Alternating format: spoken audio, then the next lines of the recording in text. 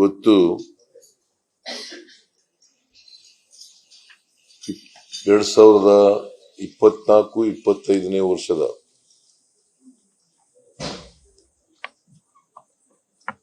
ಆಯವ್ಯಯವನ್ನ ವಿಧಾನಸಭೆಯಲ್ಲಿ ಮಂಡಿಸಿದ್ದೇನೆ.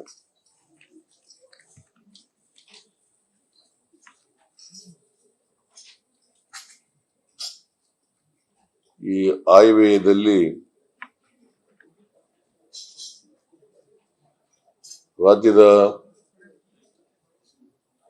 ಬಡ ಜನರು, ಮಹಿಳೆಯರು,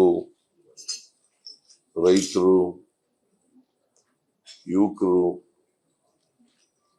ಪರಿಶಿಷ್ಟ ಜಾತಿ ಪರಿಶಿಷ್ಟ ವರ್ಗದವರು, ಅಲ್ಪಸಂಖ್ಯಾತರು ಇವ್ರಿಗೆ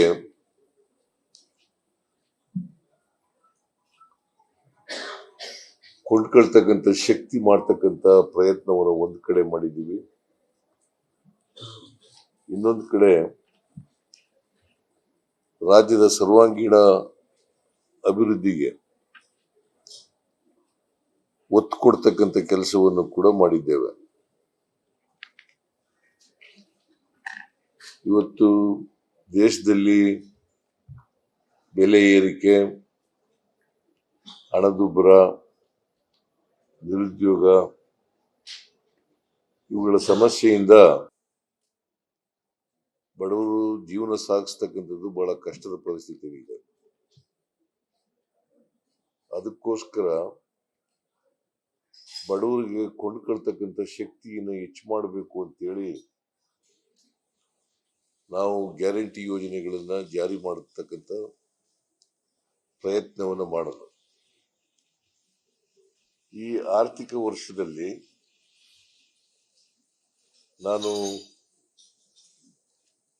ನಾವು ಅಧಿಕಾರಕ್ಕೆ ಬಂದು ಇನ್ನೂ 9 ತಿಂಗಳಾಗಿಲ್ಲ. 20ನೇ ತಾರೀಕಿಗೆ 9 ತಿಂಗಳು ತುಂಬುತ್ತದೆ. ಇನ್ನು 9 ತಿಂಗಳು ತುಂಬುವುದಕ್ಕಿಂತ ಮುಂಚಿತವಾಗಿ ನಾವು ಜನತೆಗೆ ಕೊಟ್ಟಿದ್ದಂತ ಎಲ್ಲ ಭರವಸೆಗಳನ್ನು ಕೂಡ, ವಾಗ್ದಾನಗಳನ್ನು ಕೂಡ ಈಡೇರಿಸಿದ್ವಿ. ಅದರ ಜೊತೆಗೆ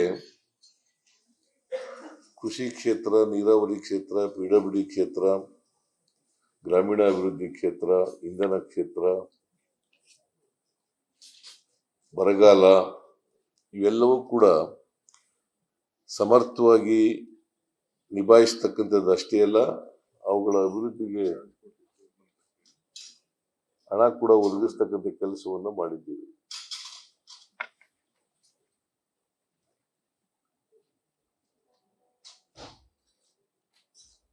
ಈಗ ನೀವೆಲ್ಲ ಬಜೆಟ್ ಮಂಡನೆ ಮಾಡಿದಾಗ ಬಜೆಟ್ ನೋಡಿದ್ದೀರಿ, ಮತ್ತೆ 2024-25ನೇ ವರ್ಷದ ಬಜೆಟ್ ಪುಸ್ತಕವನ್ನು ಕೂಡ ಓದಿದ್ದೀರಿ ಅಂತ ಹೇಳಿ ನಾನು ಭಾವಿಸ್ಕೊಂಡಿದ್ದೇನೆ.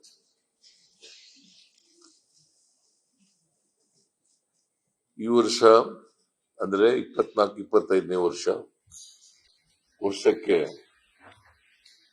3,71,383 ರೂಪಾಯಿ ಗಾತ್ರದ ಬಜೆಟ್ ಅನ್ನು ಮಂಡಿಸಿದ್ದೀವಿ.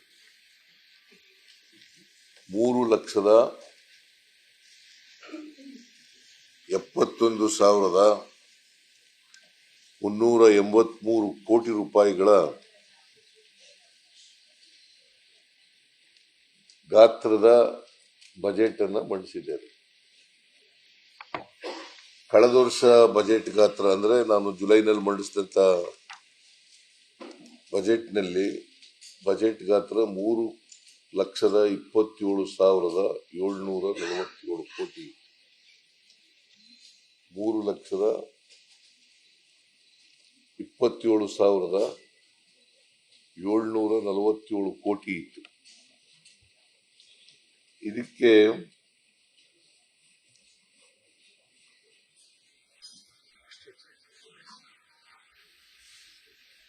ಕಳೆದ ಬಜೆಟ್ಗಿಂತ ಮುಂದಿನ ವರ್ಷದ ಬಜೆಟ್ 46,636 ಕೋಟಿ ರೂಪಾಯಿ ಹೆಚ್ಚಾಗಿದೆ. 46,636 ಕೋಟಿ. That means to say, ಈ ಜುಲೈನಲ್ಲಿ ಮಂಡಿಸಿದಂತ ಬಜೆಟ್ ಗಾತ್ರಕ್ಕಿಂತ ಬೆಳವಣಿಗೆನಲ್ಲಿ ಗ್ರೋತ್ 13% ಬೆಳವಣಿಗೆ ಆಗಿದೆ. 13% ಗ್ರೋತ್ ಈಸ್ ದೇರ್.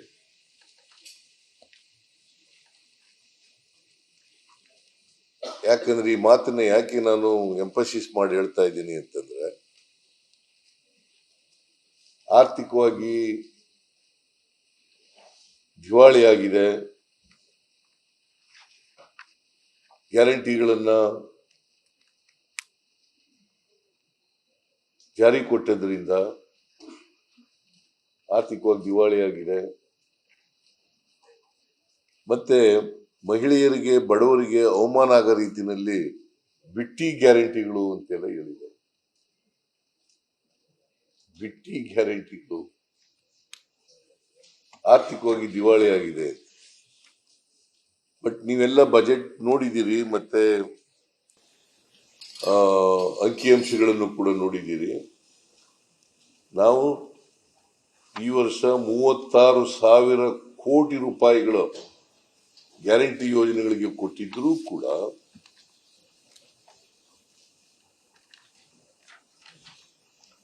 ಅಭಿವೃದ್ಧಿ ಕೆಲಸಗಳಿಗೂ ಕೂಡ ದುಡ್ಡನ್ನ ಕೊಟ್ಟಿದ್ದೀವಿ. ಅಷ್ಟೇ ಅಲ್ಲ, ಈ ವರ್ಷ ಬರಗಾಲ ಬೇರೆ.